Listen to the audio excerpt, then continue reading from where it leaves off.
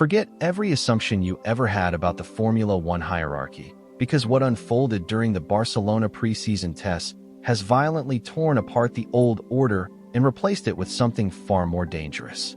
This was never supposed to be dramatic. Barcelona testing has always been the place where teams hide, sandbag, and quietly tick boxes while pretending nothing matters yet. But this year, the stopwatch didn't just run, it screamed, and the paddock didn't just notice, it panicked. What we saw wasn't a handful of optimistic lap times or overreactions driven by winter boredom. This was a structural shock to the competitive landscape, the kind that only happens when something fundamental has changed beneath the surface. And at the center of it all stands Lewis Hamilton, no longer clad in silver, but weaponized in Ferrari red, rewriting the meaning of a so-called transition year with ruthless efficiency. This wasn't a gentle introduction or a ceremonial first run.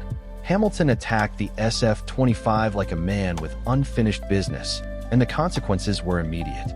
While other teams tiptoed through run plans, obsessed with degradation curves and fuel deltas, Hamilton was pushing the car to places no one expected Ferrari to reach this early.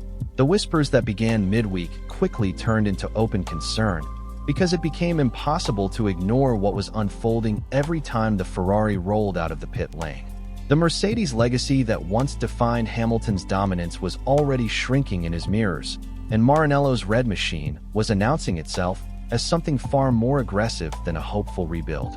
This was not a driver learning a new environment.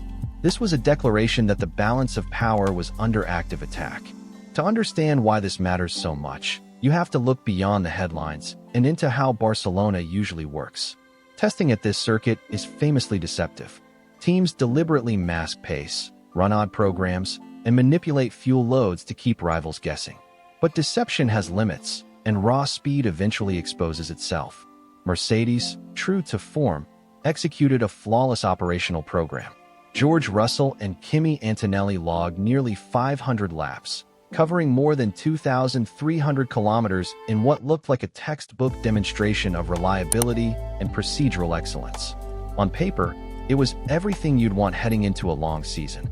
The W16 looked solid, predictable, and durable, and the data collection was immense. But while Mercedes focused on volume, Ferrari made a calculated and far more aggressive choice. They didn't care about leading mileage charts or impressing engineers with endurance statistics. Ferrari ran fewer laps, 439 in total, but they were purpose-driven, sharp, and loaded with intent. Every time Hamilton went out, the atmosphere changed. This wasn't a car circulating. This was a car being interrogated at the limit. Hamilton wasn't building rhythm. He was extracting truth, and the truth was brutal for everyone watching. He didn't just meet expectations, he annihilated them, setting the fastest time of the entire test, and doing it in a way that made rival engineers deeply uncomfortable. This wasn't a glory lap. It was repeatable pace. It was controlled aggression. And it sent a clear message that Ferrari's approach was not about survival, it was about domination. The biggest question before Barcelona was how long it would take Hamilton to truly adapt. History tells us that even elite drivers struggle when switching teams. Different steering philosophies, braking systems, aerodynamic behaviors, and communication styles can derail seasons. But what happened in Spain shattered that narrative completely. There was no learning curve. There was no visible adjustment phase. Hamilton didn't adapt to the Ferrari, he synchronized with it. From the first meaningful run, his feedback was precise and immediately actionable, guiding engineers towards setup directions with total authority. This was leadership in real time. He wasn't just driving the SF-25, he was shaping it, balancing it, and commanding it like an extension of himself. The way he attacked high-speed corners, flat and uncompromising, shocked even Ferrari insiders. This wasn't just about speed, it was about confidence, and confidence is contagious. For years, Ferrari has been criticized for hesitation, strategic indecision, and internal doubt. But Hamilton's presence has flipped that mentality overnight. There's a new sharpness in the garage, a belief that when it matters, the right calls will be made because the driver can deliver. When telemetry showed Hamilton carrying absurd speed through sections where others were bleeding time, the message was unmistakable. He is already operating at his peak, and Ferrari is being dragged upward with him. But the real damage wasn't visible on the timing screens. It was buried deep in the data. In modern Formula One, you can manipulate optics, but you cannot lie to sensors. The telemetry emerging from Barcelona triggered alarm bells across rival technical departments.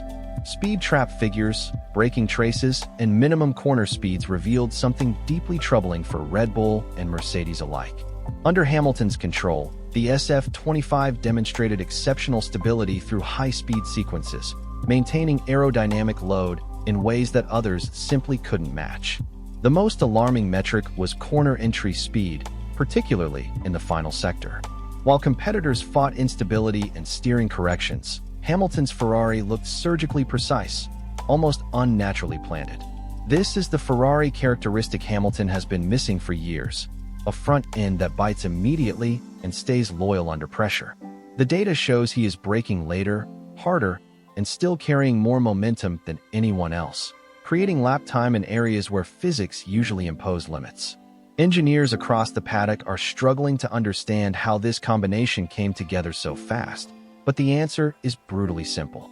This is a refreshed driver, mentally liberated, paired with a chassis that finally responds to a lead input.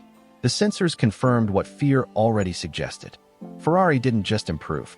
They built a weapon, and Hamilton is already wielding it expertly. While Ferrari's garage buzzed with energy and confidence, the situation at Mercedes was far more complex. Imagine the internal tension. Months of development, flawless execution, a car that proves reliable and efficient, and then the man who once defined your entire era tops the charts in rival colors. That isn't just a performance gap, that's psychological warfare. For George Russell, this was meant to be his full coronation as team leader. For Antonelli, it was supposed to be an exciting introduction to the sport's highest level. Both performed admirably, but Formula One is not sentimental.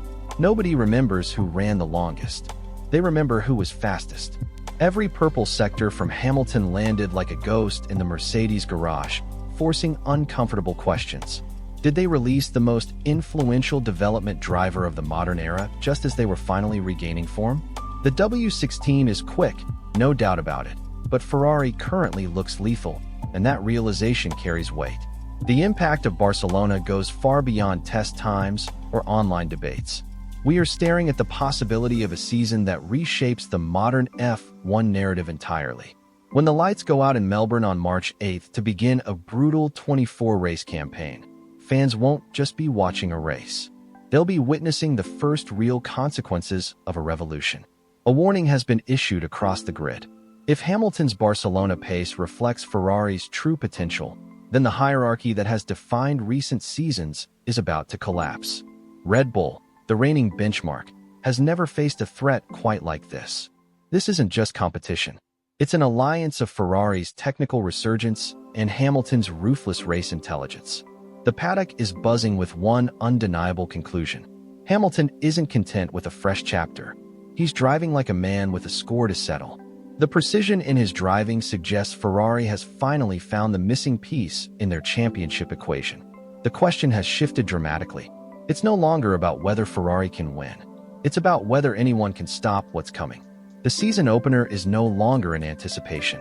It's a countdown, and the storm approaching the grid is painted unmistakably red. Behind this performance lies a strategic masterstroke that began long before a wheel turned in Barcelona. The moment Fred Vasseur convinced Hamilton to make the move, Ferrari didn't just sign a champion. They ignited change.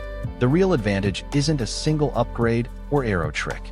It's the fusion of Hamilton's elite tire management with Ferrari's aggressive design philosophy. That combination is proving devastating, particularly over long runs where championships are actually decided.